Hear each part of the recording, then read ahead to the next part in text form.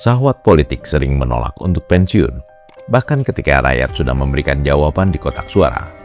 Tapi bagi Anies Rashid Baswedan, kekalahan dalam Pilpres lalu bukan dianggap sebagai vonis, tapi sekedar penundaan ambisi.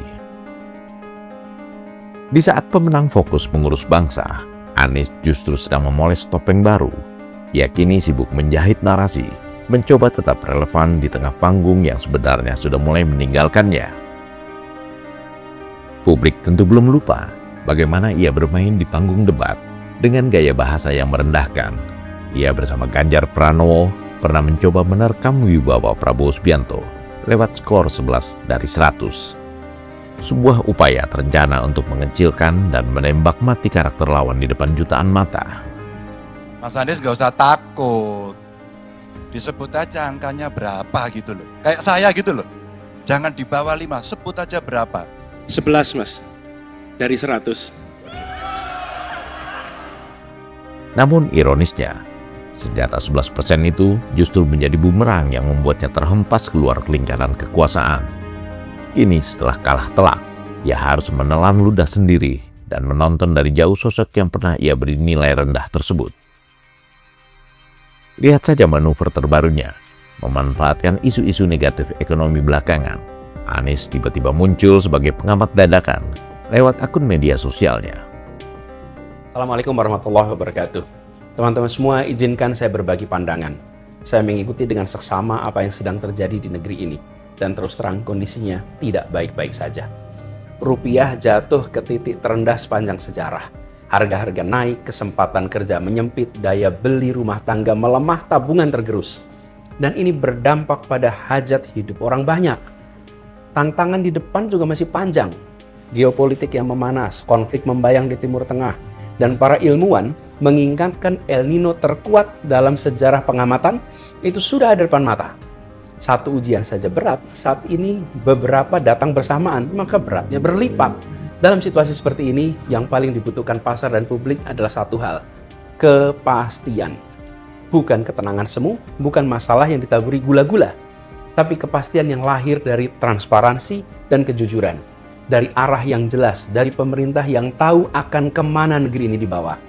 Sayangnya itu yang justru tidak kita dapatkan. Data dipilih-pilih, hanya yang baik yang ditampilkan, yang buruk disembunyikan.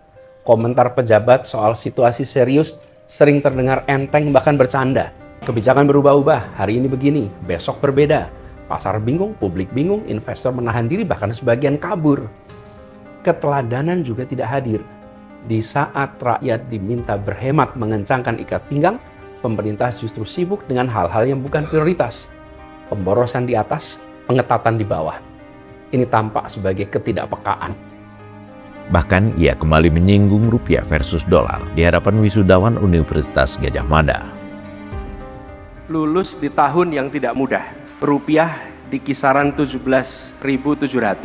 Pasar kerja menyempit, persaingan ketat. Jadi lulus tahun ini kita harus jujur lebih sulit daripada lulus tahun-tahun sebelumnya. Pernyataan soal nilai tukar dolar terhadap rupiah itu bukan sekedar analisis teknik, tapi upaya oportunis untuk mengail di air keruh. Ia mencoba membidik isu-isu keresahan perut rakyat dengan retorika ekonomi, seolah-olah ia memiliki tongkat ajaib yang tidak dimiliki pemerintah. Ini adalah strategi klasik, menyerang di titik lemah untuk memastikan wajahnya tetap menghiasi layar kaca. Meski kapasitasnya saat ini tak lebih dari sekedar penonton di pinggir lapangan. Tidak ada jabat tangan yang gratis. Di balik senyum hangat dan susunan kata-katanya yang agar tampak cerdas, ada kalkulasi politik yang dingin. Anies sadar betul bahwa memori pemilih itu pendek, maka ia pun bergerilya dari kampus ke kampus, dari forum ke forum, bahkan ia sampai memasang iklan di akun media sosial Tempo berhari-hari. Ia mencoba menjual kembali gagasan-gagasan yang sama dengan kemasan berbeda. Ia lupa banyak pihak tak lagi percaya kata-katanya atau sekedar usaha mati-matian agar namanya tidak tenggelam. Ia mencoba menepis bahwa dirinya telah menjadi artefak politik sebelum 2029 tiba. Langkahnya membangun organisasi massa atau gerakan rakyat pun tak lepas dari aroma sinisme. Ia dipandang sebagai bentuk ketidakmampuan Anies untuk akrab dengan partai politik yang ada. Sebab ia seringkali dianggap sebagai beban bagi koalisi, sekaligus pengkhianat yang lupa diri. Ia kini mencoba membangun bunker politiknya sendiri, sebuah upaya melahirkan kendaraan baru, karena ia tahu pintu partai-partai besar mungkin sudah tertutup rapat atau dikunci dari dalam. Ia sedang mencoba membangun kerajaan kecil untuk menjaga egonya tetap tegak sebagai calon pemimpin masa depan. 2029 memang masih jauh, namun ambisi seringkali membuat seorang buta akan realita. Anies Baswedan terus menenun narasi, mencoba meyakinkan publik bahwa ia adalah korban sistem yang harus diselamatkan. Namun di mata sebagian besar rakyat, ia hanyalah politikus yang gagal move on, yang terus mencari panggung di sela kebijakan pemerintah. Ia sedang bertaruh dengan waktu, tentu dengan dukungan bohirnya, mencoba tetap wangi di tengah aroma persaingan yang kian menyengat.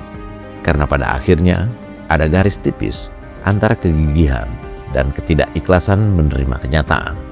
Dan Anies sedang berjalan di atas garis tipis itu.